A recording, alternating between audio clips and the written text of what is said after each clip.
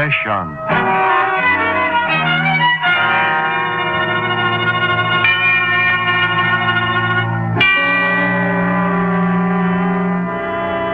Schizophrenic, a word that splits the good and the bad. Dr. Jekyll and Mr. Hyde, if you please. Beneficent on the distaff and terror, yes, even a murderer of the earth. This is the story of a question of personality, starring Don DeFore.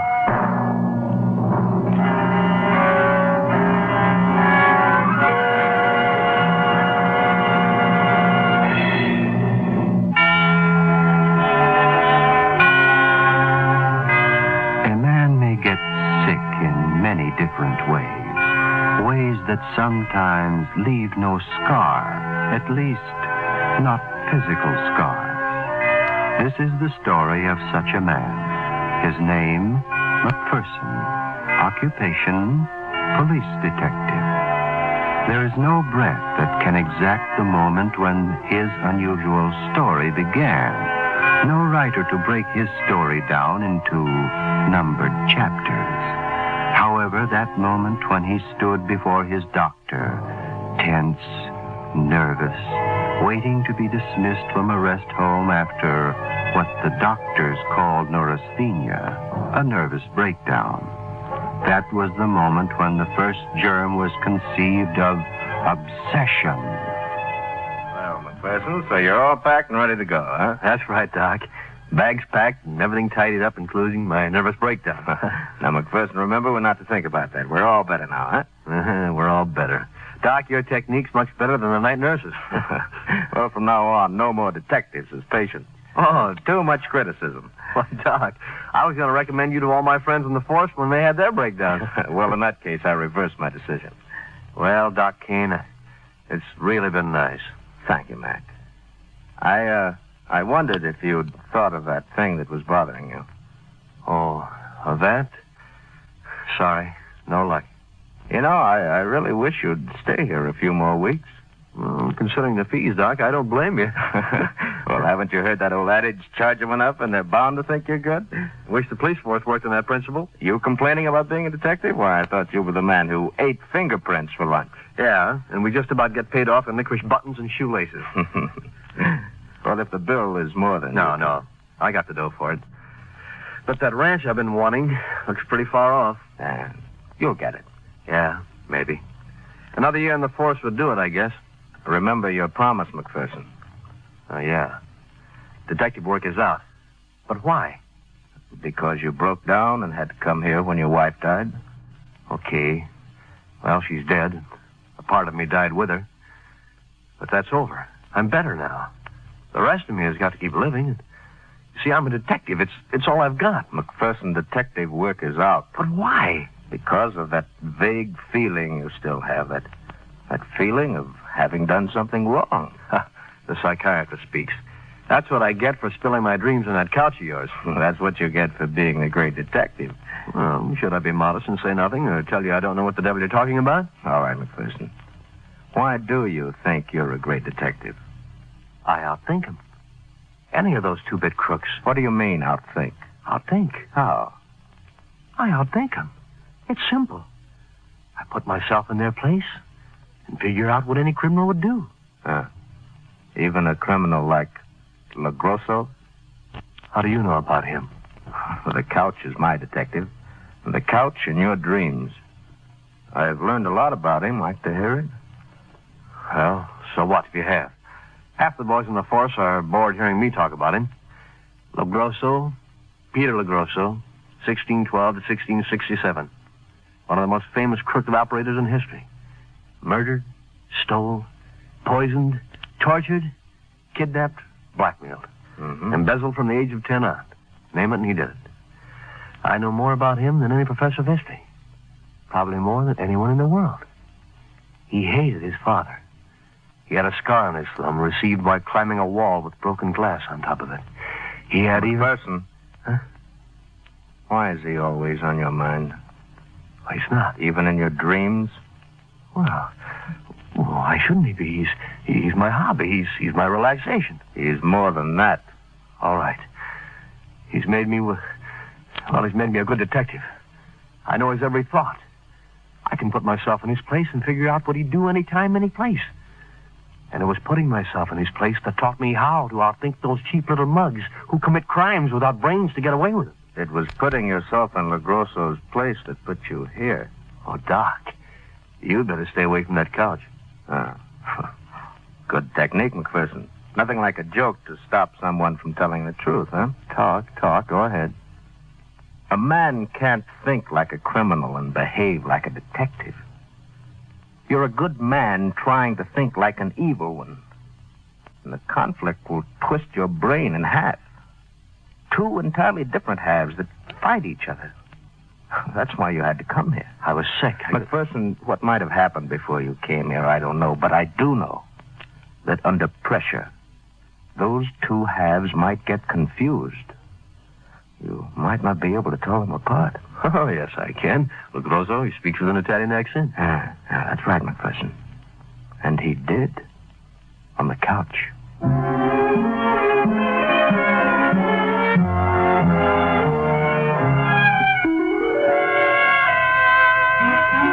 Don't go back to the police force, the doc said. Remember, there are things you don't even remember. So you stand it as long as you can, living in a hotel room, staring out at the empty brick walls of a city, going down to the hotel lobby and talking to the same people who are just as bored as you are, reading the same papers every day, even to the advice of the lovelorn column, and thinking so much of a little ranch you want that you can't stand it anymore. And finally you write to the one man who can make it all possible, and then almost hold your breath till he sends for you. Hello, McPherson. Come in. What's the matter, Chief? Servant quit while you were away? No, I sent him out. Wanted to talk to you alone. Oh? Well, it was nice of you to see me here at your apartment. Was it? Well, wasn't it? That depends. On what? Whether you think that my refusing your request to come back on the force is pleasant. Refusing my Well, why? Because I'd like to give you a break, but not at my expense. Well, you're talking in riddles. You better come to the point. I was away when you were mixed up in the Stewart case. You're forgetting it, ain't you? The Stewart case? Your mouth is open. Shut it. Look, I wasn't on the ball that night. I was sick. My wife dying. The boys must have told you I was framed. Now, that's a new story. I heard different.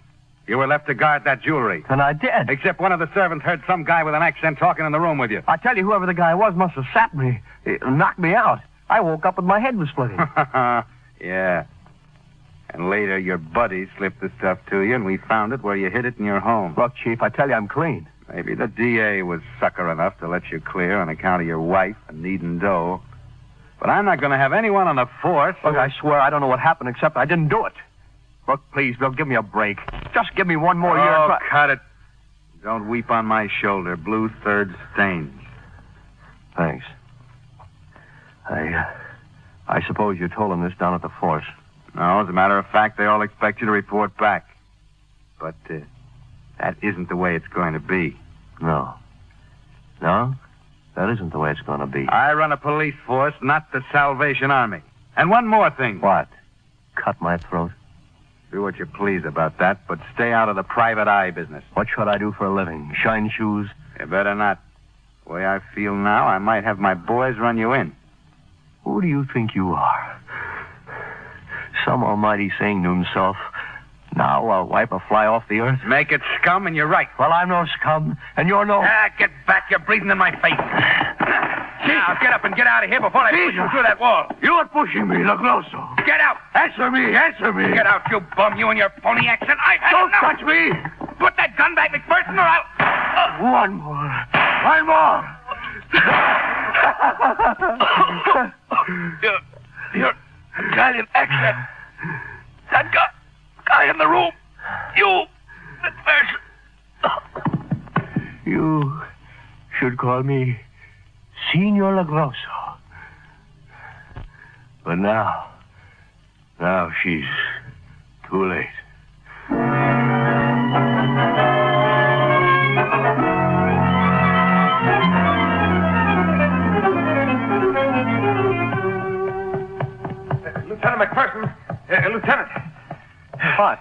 want me? Lieutenant McPherson, I'm glad you're back with us. I guess you heard what happened. No, I haven't. I had a splitting headache last night. I don't know what happened. I was supposed to see the chief, and instead I woke up in my room at 12 sitting in an armchair. You were supposed to see the chief. Yeah, sure. Hey, what's the matter? What are you staring at me that way for? Oh, I'm sorry, Mac. But the chief... Last night, somebody shot him to death. You what? Hey, that's a crummy joke. No, it's true, Mac. The inspector wants to talk to you about it right away. What for? What for? Well, he's putting you on the case, of course. I'm going to work with you. Oh, my name's Wilson. Oh, yeah? Well, come on, Wilson. We got a murder to solve.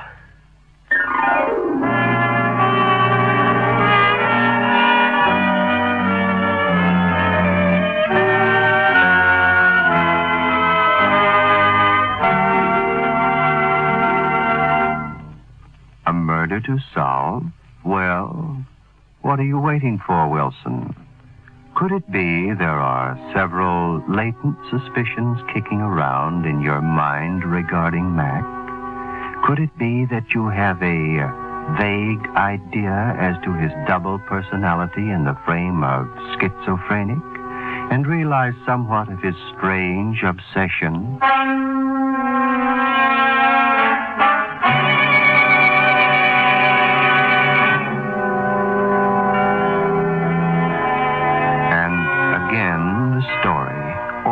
Rather, a question of personality, starring Don DeFore.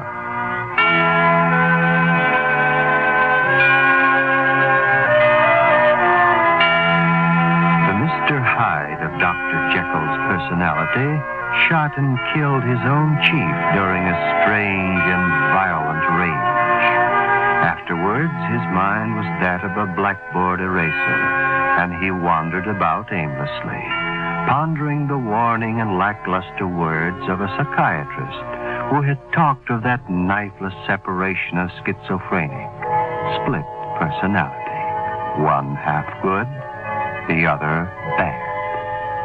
That morning, reporting back to duty, McPherson countered the shock of being assigned to a case of schizophrenic murder. And as he stood once more in the apartment, the red of the murdered man's blood became the hypo to complete the terrible and murderous obsession.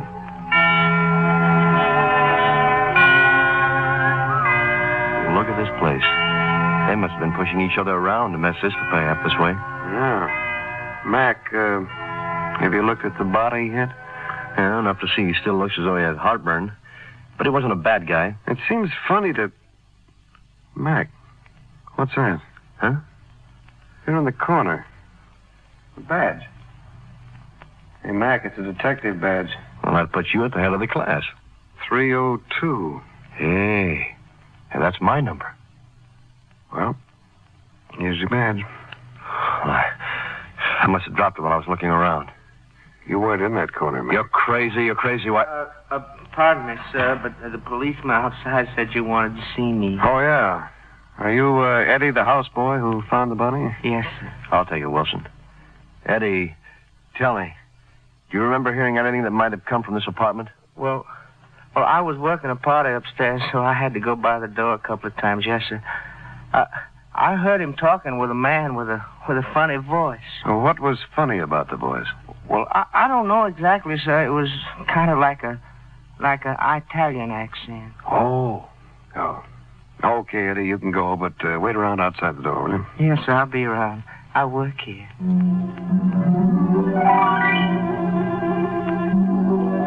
So, you almost found me out, Wilson. And it wasn't over. Not by a long shot.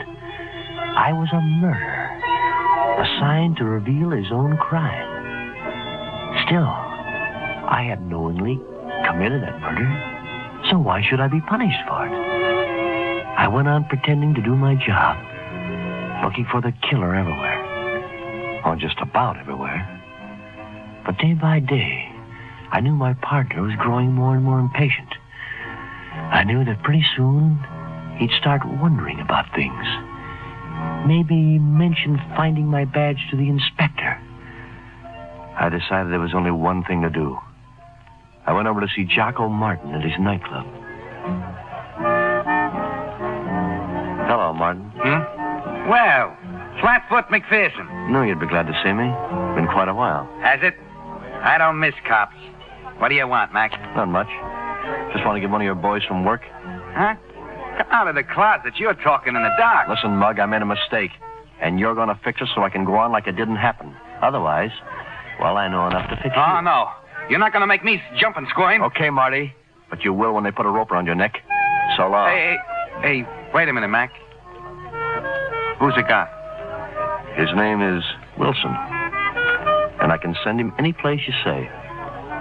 Okay, Mac. Make it that empty warehouse out on 96th Street at 10 o'clock sharp.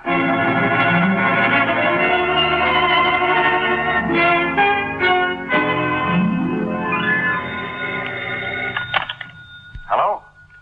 Wilson? It's me, McPherson. Oh, yeah, Mac. What's up? I'm onto something hot, but it goes in two directions. About the case? What else? Listen, I have a line on someone who had a beef against the chief. Well, what's holding us up? Just that I also got a call from some stoolie. He says to meet him out at that empty warehouse on 96th. 2 breaks. Oh, that's great, Mac. I can check the guy with the beef while you see the other. Oh, no. I think you'd better go to the warehouse. I'll handle the other. Well, whatever you say. What am I due out there? 10 o'clock, Wilson. 10 o'clock. Sharp. 10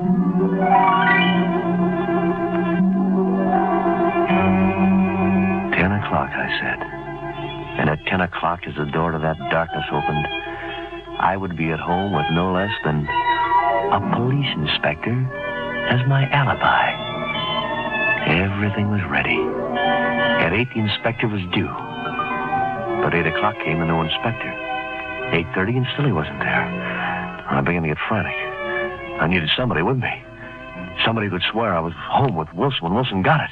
I started making calls. Everybody I knew. Len Hoffman, Bill Mulford, Malone. But my luck was running out. I couldn't locate a single one of them. And then when I put down the phone in desperation, something happened. Something that seemed like the best thing in the world. Hello? McPherson? Yeah, who's this? Dr. Kane.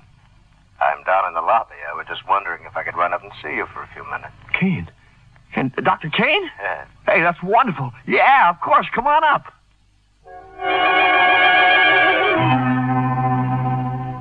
I hope you don't mind my dropping by. I had to come into town for the weekend, so I thought... Mind? You couldn't have come at a better time. How have you been? Working at anything? Nah. Just kind of taking it easy, like you said. Good. Glad to hear it. Mac, why are you wearing that shoulder holster? Holster? Well, I guess for old time's sake. Just a habit. Mac, I'm your doctor. I'm working for you. I'm a doc. I promise you that I was... You're back on the force? On my word of honor, I... Mind if I look at your coat? No, but I thought you'd have it. Huh. A badge pinned to your coat. A detective's badge. All right. I'm back in the force, so what about it? Mac, do you remember what I told you could happen under a strain? You've got to quit. When I finish one more year? Be sensible. Because if you don't... Look, Doc, supposing I did start talking with that accent once. I'm not sure. Well, let's say that strain you gab about. You want to know what had happened? Well, I couldn't say. Almost anything. Anything that other personality, that other half of you would do. Well, there are so many things in psychiatry. Yeah, but could it be a new pattern of life? I doubt it. Once the chasm, the void between the two personalities has been bridged, Yeah, but why should a man, someone who never... Look, Doc, I don't believe it. It doesn't have to happen again. Well, the other mind has found the path, and the bridge has been constructed. It will happen again. Then, eventually, a man would crack again.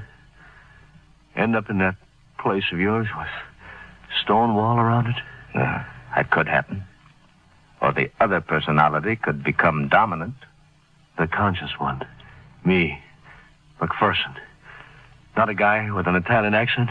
I believe that if the other mind was strong enough to subdue yours once or twice... It would do it again and again? Yeah. And I'd spend the rest of my life hunted, hiding, never a second when I'm not looking behind me? Mac, I don't mean to upset you this way. Nothing's happened after all. I still don't hear any trace of an Italian accent. There's no way back. What? I guess I wanted that little ranch too much. Mac, there must be something wrong. Why not tell me? Doc, what time is it? Huh? Oh, 9:30. Why? Never mind. I'm sorry, Doc. I gotta leave. There's something I gotta do. Mac, where are you going? Mac!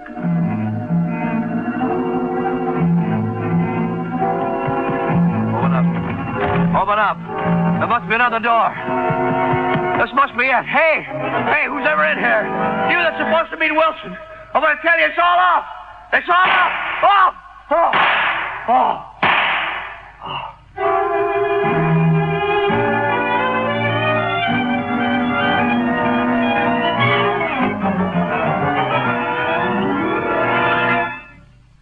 Mac, the ambulance will be here in a minute. Doesn't matter.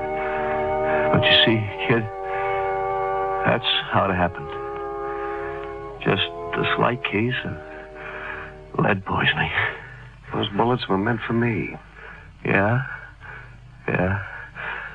But the right guy got him. Mac, why did you rush in that way? Why? I don't know, kid. I guess I just didn't want that ranch so much after all. You see, Mac, you're going to be all right. You're going to be all... Yeah, Mac. You're all right now.